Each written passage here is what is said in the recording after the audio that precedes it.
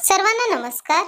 इयत्ता चौथी नवीन अभ्यासक्रम मराठी विषयातील 7वा पाठ आहे डोंगरदादा। या पाठाचा आज आपण संपूर्ण स्वाध्याय पाहणार आहोत। तत्पूर्वी तुम्ही आपली शाळा या यूट्यूब चॅनलला लाईक करा, यावरचे व्हिडिओ जास्तीत जास्त शेअर करा आणि चॅनलला सबस्क्राईब ही करा। चला तर मग वळूयात स्वाध्यायाकडे। आम्हाला हे समजले यात प्रश्न पहिला आहे, का ते लिहा। डोंगरदादा दुःखी होता कारण, उत्तर लिहूयात, डोंगरदादा दुःखी होता कारण त्याला कोणाचीही सोबत नव्हती, त्याच्याशी कोणी बोलत हसत किंवा खेळत नव्हते।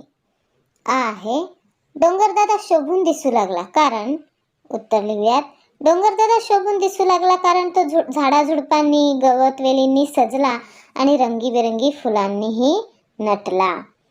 ई आहे, झाडे वेली फुले खडबडून जागी झाली कारण, उत्तर लिहूयात, झाडे वेली फुले खडबडून जागी झाली कारण सिंहाने गर्जना केली होती। ई आहे, डोंगरदादाला आनंद झाला कारण, उत्तर लिहूयात, डोंगरदादाला आनंद झाला कारण डोंगरदादाच्या जंगलात अनेक प्राणी पक्षी आल्यामुळे त्याचे एकटेपण संपले। प्रश्न दुसरा आहे, कोणते सांगा। आहे, तुरु तुरु धावायला लागलेली, उत्तर आहे हरणे। पुढे आहे, फांद्यांवर झोके घेऊ लागलेली, उत्तर आहे माकडे। पुढे ई आहे, हातात हात धरून फेर धरू लागलेल्या वेली आणि डोंगरदादाच्या मांडीवर बसलेले रोपटे। प्रश्न तिसरा, डोंगरदादाचा स्वभाव कसा आहे ते सांगा। उत्तर, डोंगरदादा प्रेमळ, दयाळू आणि मदत करणारा आहे। तो सर्वांना आपल्या जंगलात आनंदाने राहण्यासाठी आसरा देतो। सर्वांनी एकत्र व आनंदी राहावे असे त्याला वाटते। पुढे प्रश्न चौथा आहे, फरक स्पष्ट करा। इथे दोन उन्हाळ्यात दिसणारे डोंगर आणि पावसाळ्यात दिसणारे डोंगर दिलेले आहेत, त्यात आपण फरक स्पष्ट करूया। पहिला आहे, डोंगर कोरडे दिसतात आणि पावसाळ्यात मध्ये लिहायचं डोंगर हिरवेगार दिसतात। उन्हाळ्यात लिहूयात, झाडे वेली कमी असतात, पावसाळ्यामध्ये काय होतं, झाडे वेली आणि गवत बहरते। उन्हाळ्यामध्ये फुले कमी दिसतात, पावसाळ्यात रंगीबिरंगी फुले उमलतात। उन्हाळ्यामध्ये हवा उष्ण असते तर पावसाळ्यात हवा थंड व आल्हाददायक असते। प्रश्न पाचवा आहे, कोण कोणास म्हणाले ते सांगा। त्यातील आहे, डोंगरदादा राहू का मी इथं। उत्तर, कोण म्हणाले बरं, तर रोपटे डोंगरदादास म्हणाले। नंतर आहे, वा वा राहा की खुशाल, कोण म्हणालं, डोंगरदादा रोपट्यास म्हणाला। पुढे आहे, काय झालं रे बाबा, एवढ्या मोठ्याने असा का ओरडतोस, कोण म्हणालं, डोंगरदादा सिंहास म्हणाला। पाहिलं तुमचं रान आणि हरपलं माझं भान, सिंह डोंगरदादास म्हणाला।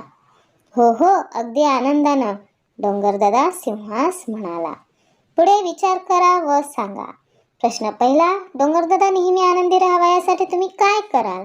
उत्तर लिहूयात, डोंगरदादा नेहमी आनंदी राहावा यासाठी आम्ही झाडे तोडणार नाही, नवीन झाडे लावू व त्यांची काळजी घेऊ, प्राणी पक्ष्यांचे संरक्षण करू आणि जंगल स्वच्छ ठेवू।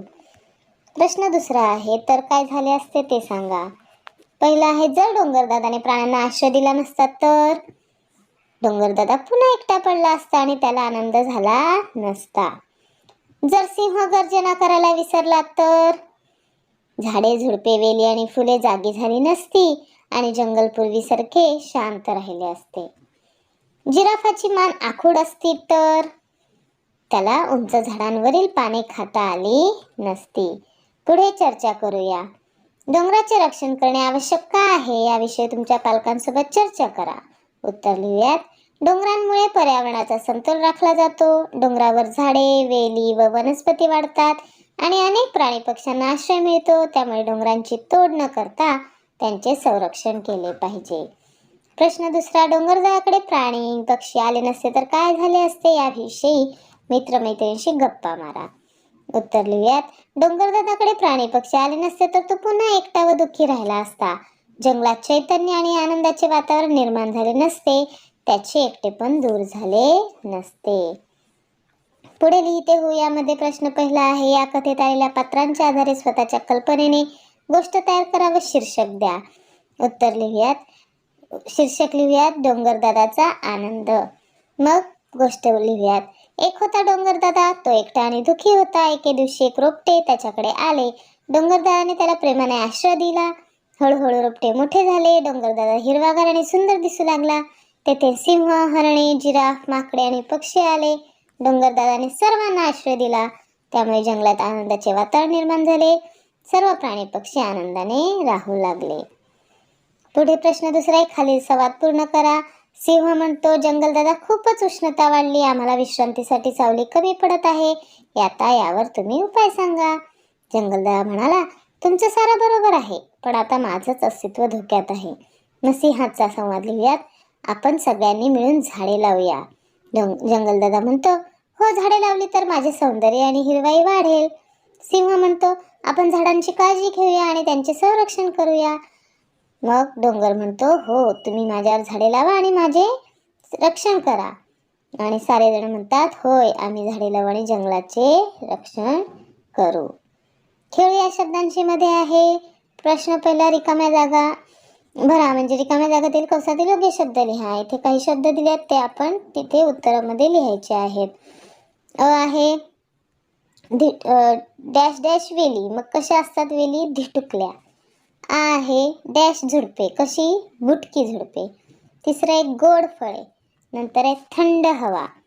नंतर लिहूयात दाट झाडे, मधुर मध, रंगीबेरंगी फुले आणि सुंदर हरणे. नंतर प्रश्न 2 आहे, शब्द साखळी तयार करा, म्हणजे शेवटच्या अक्षरापासून नवीन शब्द आपल्याला लिहायचा आहे. इथे शब्द दिलाय पाऊस, नंतर स पासून सम दिला, मग मध लिहूयात. पुढे ध पासून धन, न शेवटचं अक्षर आहे, न पासून नदी, दी शेवटचं अक्षर आहे, दी पासून दीप. आता खाली आहे रंग, मग ग पासून गवत लिहून दिलाय. मग त पासून आपण लिहूयात तवा, वा पासून वाघ, घ पासून घर आणि र पासून रस्ता. त्यानंतर पुढे प्रश्न तिसरा, खालील वाक्प्रचारांचा वाक्यात उपयोग करा. पहिला आहे भान हरपणे, तर वाक्य लिहूयात, सुंदर जंगल पाहून किरणचे भान हरपले.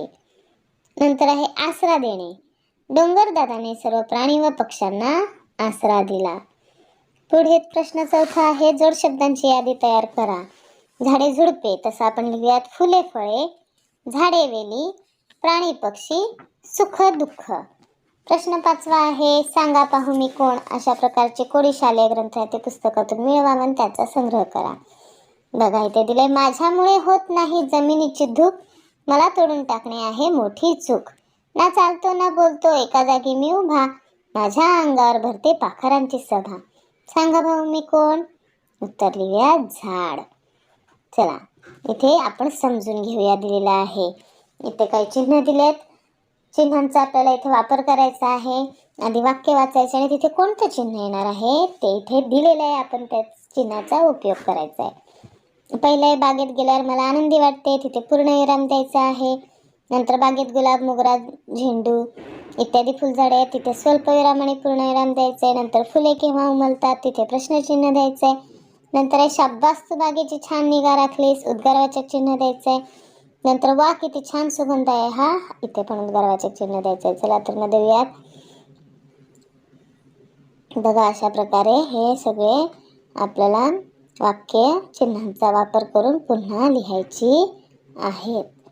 चला पुढे आहे, खालील वाक्य वाचा व समजून घ्या. इथे दुहेरी अवतरण चिन्ह म्हणजे काय त्याची ओळख करून दिलेली आहे. पुढे आहे चित्रांशी संबंधित म्हणी ओळखा. इथे बघा गाढव दिलंय पहिल्या चित्रात आणि गुळ दिलाय, मग म्हण काय आहे, गाढवाला गुळाची चव काय. दुसऱ्या चित्रात आहे कोल्हा आणि काकडी, मग म्हण काय होईल, कोल्हा काकडीला राजी. तर अशा प्रकारे आज आपण या पाठाचा संपूर्ण स्वाध्याय पाहिला. तर पुन्हा भेटूयात अशाच एका नवीन पाठासह, नवीन स्वाध्यायासह, नवीन व्हिडिओसह. तोपर्यंत धन्यवाद.